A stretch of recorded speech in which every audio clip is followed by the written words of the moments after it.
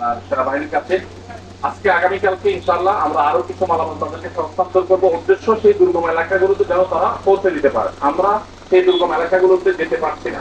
গতকালকে মিজান রোড হয়ে, ফেনীর মিজান রোড হয়ে আমি আমার সাথে থাকা কয়েকজন আমরা একটা স্পিড বোট নিয়ে অনেক দূর, প্রায় 5:30, বিকাল 5:30 থেকে 8:30 পর্যন্ত, রাত 8:30 পর্যন্ত 3 ঘন্টা আমরা স্পিড বোটে গিয়েছি। কিন্তু সব মিলিয়ে বোধ হয় আমরা 3-4 কিলোমিটার পথ যেতে পারিনি। স্পিড বোটে গিয়েছি, স্পিড বোট ঠেলে ঠেলে নিতে হয়েছে।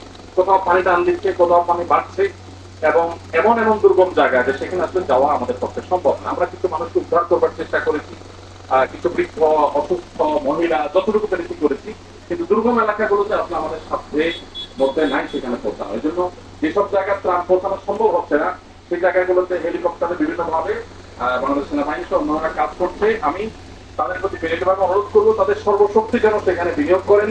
এবং এখনো পর্যন্ত বহু মানুষ ক্ষুধার্ত, আমাদের কাছে অনেক জায়গা থেকে ইনফরমেশন আসছে যে সেখানে মানুষ না খেয়ে আছে, 200-250 মানুষ আছে। তো আমরা আমাদের দায়িত্বশীল ভাইদেরকে সাথে সাথে নাম্বারগুলো দিয়ে দিচ্ছি, ঠিকানাগুলো দিয়ে দিচ্ছি, তারা সাবধানতে সেখানে যাওয়ার চেষ্টা করছে যতটুকু পারছে। ধন্যবাদ। আর কোনো প্রশ্ন? আসসালামু আলাইকুম।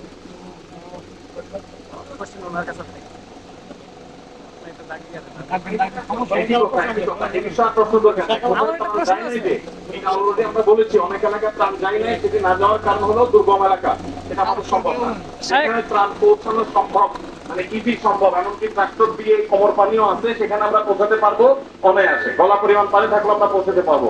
কিন্তু যেখানে অথই পানি, যেখানে স্পিড বোট নৌকা ছাড়া যাওয়া সম্ভব না,